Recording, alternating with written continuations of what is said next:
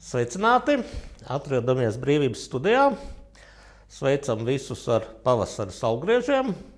Laiciņš paliks arvien siltāks. Un droši vien vairāk uzturēsimies ārā. Un pēc kāda laika atkal esam studijā kopā ar Armandu Māliņu. Viņš arī blogeris Viedais Manels. Un es Andris Petrovs. Tagad novērojams tas, ka ir tādas kā paralēlās pasaules, ja, ka daļa sabiedrības dzīvo tā kā vienā tēmā, vienā informatīvā telpā, un citi dzīvo pilnīgi citur. Ja, un mēs, man liekas, tagad arī esam tur aizgājuši jau tur kaut kādās provokācijās, sabiedrības līmenī, es domāju, nevis mēs, ja, te Brīvības studijā. Ja. Es biju arī tā diezgan izbrīnīts, ka vajag tā meklēt kaut kādu kašķu, kaut kādas provokācijas, kas attiecās uz kaimiņu valstīm, jā, tajā konkrēti Purciemā, kur bija veikals Minska, jā, ilgus gadus desmitus, un tāds varbūt, ka padomu laikā viens no pirmajiem tādiem lieliem pārtikas veikaliem, kur tiešām bija tā ļoti forši tā viss apkalpošana un operatīvi un ātri, un tas jau bija arī tāds kā tāds, simbols varbūt, un kas mums ir Juglai Tallina veikals, ja, tagad mēs varbūt cīnīsimies arī ar Tallinu, ar šitiem igauņiem, ja, ņemot arī vērā kaut kādus tur anekdotiskus gadījumus, ja, ka, piemēram, tur igaunis saka, ja līst lietus, tad viņš saka, ka šodien dieviņš ir latvietis, ja, vai ne, tā kā, varbūt Tallinu arī jājauc nost, ja. Un man jau arī ļoti nepatīk tas, ka, teiksim, tiek ieguldīti līdzekļi šajā te visā tādā kā, tajā, es nezinu, tajā visu propagandā pret kaimiņu valstīm, kā tajā pat laikā, kā mums ir tās visas bedres uz ielām un nezinu kas, ja, bet mēs tagad gāžam nost uzrakstu Minska. Ar pavasari sācies tāds politiskais trakums, pavasara trakums, ja. Lūk, tas sakrīt arī ar Eiroparlamenta vēlēšanām, un tagad katrs grib parādīt, kāds viņš lielāks ir. Dzimtenes aizstāvis, vāvuļojot kaut ko. Tad, diemžēl, ne tikai vāvuļojot, ja mēs atgriežamies pie tās pašas Minskas noņemšanas, droši vien jau pamanījāt, ja, ka pēc uzvarekļa gāšanas un Puškina aizvākšanas beidzot ir ekonomika Latvijai uzlabojusies. Es domāju, pēc Minskas noņemšanas vienkārši zels un smaržos, ja. Nē, kādam arī zels un smaržos, vismaz tiem, kas nodarbojās ar visām tām demontāžām, ielu plāksnītes un tā tālāk, rebes būs, viss kārtībā, gešefts notiek. Taču šoreiz ne par to, svarīgākais ir kas cits, ko visi šie urā patrioti nesaprot vai izliekās nesaprotam. Var patikt, var nepatikt Lukašenko režīms. Viens ir skaidrs, ka neko sliktu Latvijai Baltkrievija nav izdarījusi. Tas ir neatkarīgi no tā, tur demokrātija, totalitārisms. Lūk, tur nerauj nost Latvijas karogus un neaizvieto viņus, teiksim, ar LPSR karogiem, kā šeit ņirgājās, teiksim, par Baltkrievijas valsts simbolu. Taču svarīgāk ir vēl kas cits. Minskas noņemšana nekādīgi neskar Lukašenko režīmu. Tā aizvaino tikai Baltkrievus. Tas nozīmē, ka mēs vēršamies tieši pret Baltkrieviem, jo nav svarīgi. Šodien tur Lukašenko, rīt vēl kāds un viss tur var mainīties, bet Minskas vairs nebūs. Tā ir klaja vēršanās pret veselu tautu. Te jau tas kļūst modē. Ja? Tagad ne tikai Krievi ir ienaidnieki, tagad arī Baltkrievi ir ienaidnieki. Mēs te ienaidniekus, protams, vairot. Ja? Diemžēl tāda ir tā situācija. Tāpēc es tomēr aicinātu visus, kam ir palicis vēl daudz maz veselā saprāta un cilvēcības. Ko te var darīt? Pagaidām, lai gan tas par to ir sen aizmirsts, pavasars ir klāt, Neaizmirstiet, ka parakstu vākšana par Saeimas atlaišanu vēl nav beigusies. Jūs to varat izdarīt. Nu, tas laikam jādara pilnīgi obligāti, vai ne, jo citu variantu jau nav, jo man te vēl ielāca prātā Baltkrievijas sakarā, un tagad arī aktuālā tēma ar visiem šiem te vilcieniem, kas mums plīst, vai ne, jo mums Rīgā ir iznīcināta Rīgas vagonu rūpnīca, kas apgādāja visu Padomju Savienību un vēl kaut kur tālāk droši vien ar vilcieniem. Un, kad jau ražošana vairs nenotika, notika vēl tādi remonta darbi, un Baltkrievijas, starp citu, sūtīja savus vagonus remontēt uz to, kas bija palicis pāri no Rīgas vagonu rūpnīcas. Tātad atkal tā bija peļņa, tie bija nodokļi, tas bija apgrozījums jau skatu, ka ar kaimiņu valstīm jādzīvo draudzīgi. Vai ne? Tas pats ir arī ar ielām, tagad, kad nebūs mums Maskavas iela, jau laikam ir Latgales iela, paskatījos Google mapā šodien, mums jau tur ir ierakstīts jau Latgales iela,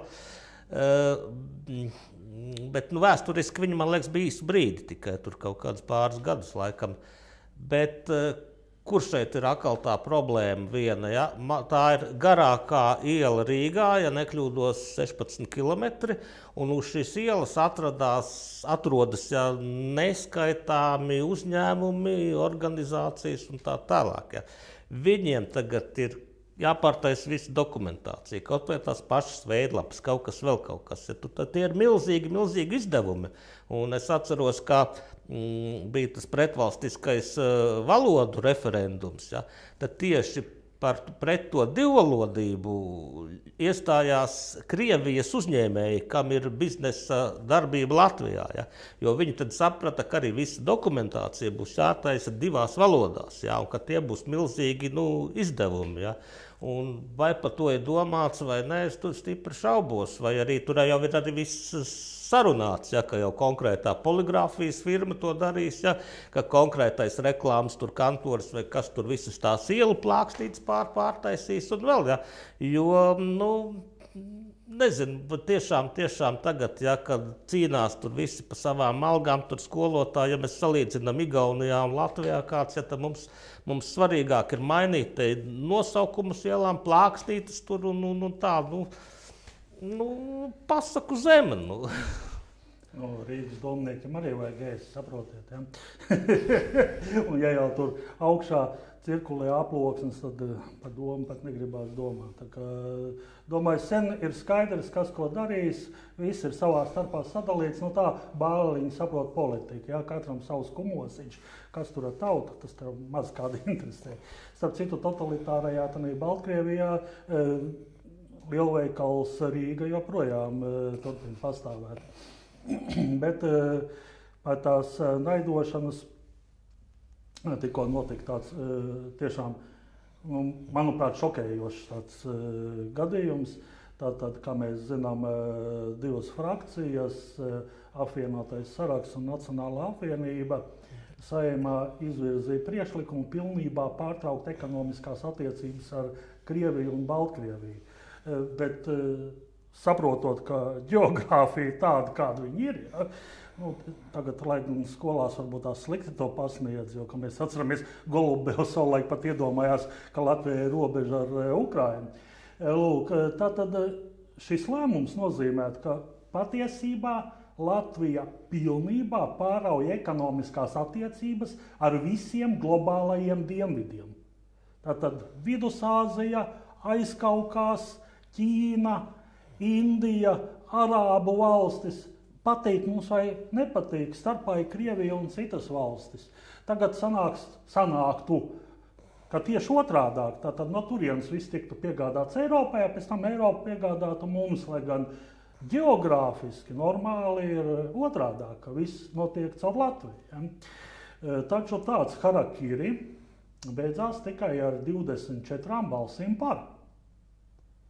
Un tagad es ievēroju, kādā šokā ir visi šie te varas partiju troļļi.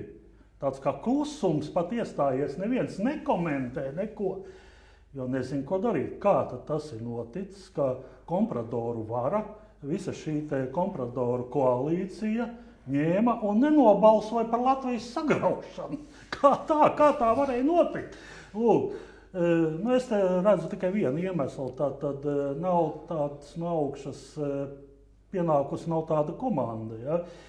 Jo arī visiem kolektīvo rietumu varenajiem diez vai ir vajadzīga Latvija, kurai vairs nav nekādu sakaru ar Krieviju. Ja? Tad tā paliek tīri pa tādu apgādājumu, uzturāmu vietu. Ja? Un tik daudz naudas šobrīd rietumos nav, lai mūs uzturētu pilnīgi nevajadzīgus jau tad. Jo visa tā jēga bija tieši, un arī ir un paliek, tas, ka mēs esam starp Krieviju un Eiropas Savienību. Ja? Lūk, te vēl ir vairākas tad tēmas. Viena no tām tēmām arī ir diezgan šobrīd muļķīgā par krievu valodas visu to aizliekšanu. Ja? Jo šeit atrodoties un nezināt tātad krievu valodu, tas nozīmē pat no tāda viedokļa, es nerunāšu pat no veikalnieciskā, ja? Bet pat no militārā pat militārā nozīmē, jo mēs pat spiegus nevarēsim sagatavot. Tos būs jāieved no ārzemēm. Ja? Lūk, tā kā notiek daudzas muļķības, un acīm redzot arī tie, kas šobrīd ir pie teikšanas, saprot, ka saimnieks tomēr visas muļķības nepieļaus. Es domāju, saimnieks turēs peļķis. Ja.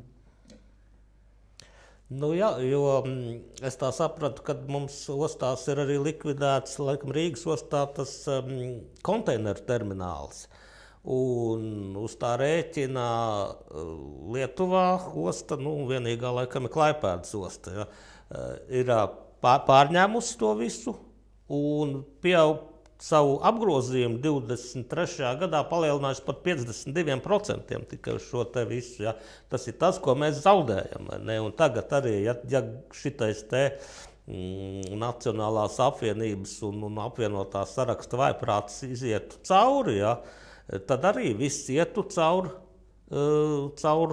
Klaipēdu, un automātiski mēs varētu vienkārši jaukt nost dzelzceļu, jaukt nost šosejas, ja, jo nebūtu nekāda pārvadājuma, un visas ostas jaukt nost. Ja, jo tāds ir tas, vismaz lielās, ja, jo ir konkrēti ostas, kas strādā ar koku materiāliem, ja, tur, nezinu, laikam salatsgrīvu vēl kas, un tā, un tas, es nezinu, un vēl tas fenomens, ka, pieņemsim, Ukraina mierīgi laiž tranzītā to pašu Krievijas gāzi uz Eiropu un viss, un tas arī tas fenomens ar tiem graudiem, ja, ka graudi, kādi viņi tur asiņainie, ka tur saka asiņainie graudi, ja, viņi jau sen piedara kaut kādai Amerikai, kas viņu ir nopirkusi tos graudus, aizved uz Eiropu, un tad tagad caur vairākām vairumtirdzniecības bāzēm, ja, par pilnīgi citu naudu, ja viņi atgriezīsies kaut kādu produktu veidā pie mums, vai ne?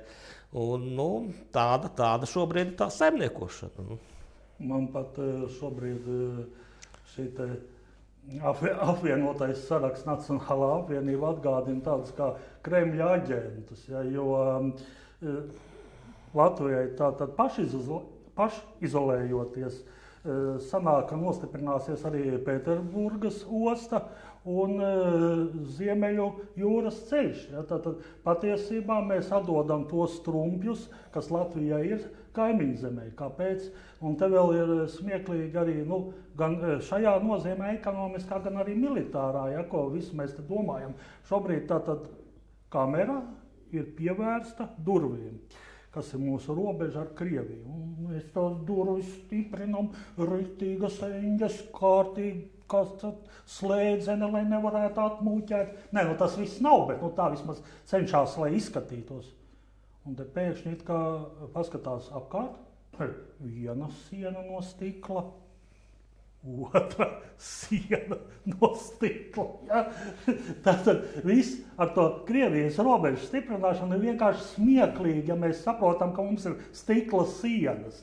Lūk, diemžēl, ja, ko es te gribētu, protams, prieks, ka Kompradora vara tā nobalsoja kā vajag, vai vismaz nenobalsoja kā nevajag, ja, bet diemžēl tas jautājums nav pilnībā vēl izbeigts. Tātad šis likuma projekts ir atdots izskatīšanai Saeimas komisijai, tur tātad lems, tā kā viņš vēl var atgriezties, ja tātad saimniekiem tātad bišķiņi ir laiks padomāt, kā to Latviju norakstīt vai nenorakstīt tomēr, ja, tā kā šāds lēmums var vēl būt.